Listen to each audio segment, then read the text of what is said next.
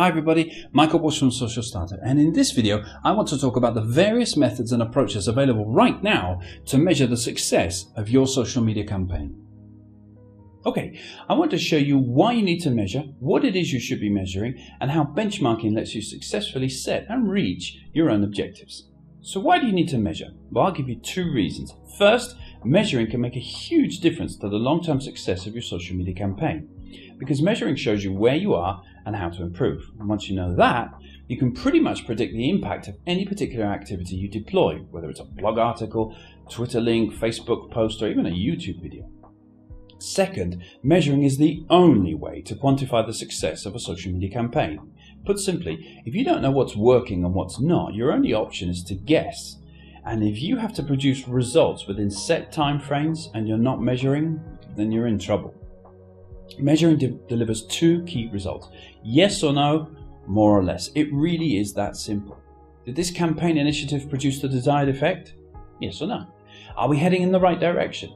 Yes or no. Well, how about, did that last article enhance or damage our online reputation? More or less. Measure and you'll know instantly what you're doing right and what's not working. You'll get much better at developing successful activities, and you'll transform a bunch of no's into yeses at the same time. So what should you be measuring? Well, here's a golden rule for you to follow. Don't measure friends. Measure relationships. I don't know how else to say this, but having thousands of Facebook friends or 5,000 followers on Twitter is completely meaningless if there's no relationship between you. Meaningless. Look for the relationships. You know, those interactions where you go out of your way to help somebody else and vice versa.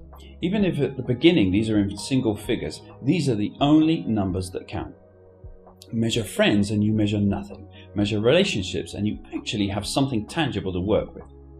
This might come as a shock to some of you, but a social media campaign is actually closer to the goals of a PR program than it is to marketing.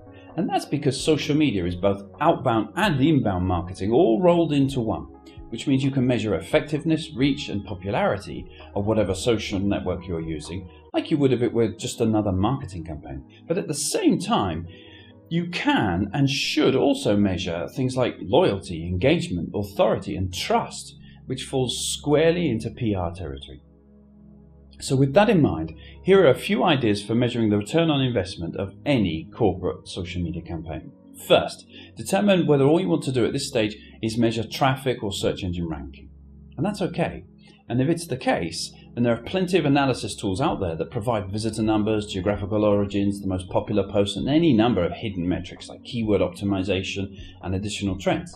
Or, and this is the preferred solution, try to figure out the best way to measure the return on investment for corporate reputation, conversations, and customer relationships, which you can start understanding by keeping track of the percentage of comments per article, number of referrals, which are links from other sites, popularity, and of course customer satisfaction. Once you have a clear idea of what it is you want to measure, you'll find it's a lot easier to set yourself benchmarks and targets and start deploying strategies to reach them. And there's one last thing I need to say about measuring. Regardless of how your company chooses to measure its social media strategy, it's fundamental that you have a success metric in mind before you begin. Because without some sort of benchmark, it's impossible to determine your return on investment, which is why we recommend you sit down before you start and try to outline your objectives as much as possible so that you know exactly where you are and exactly how far you still have to go. Thanks for watching.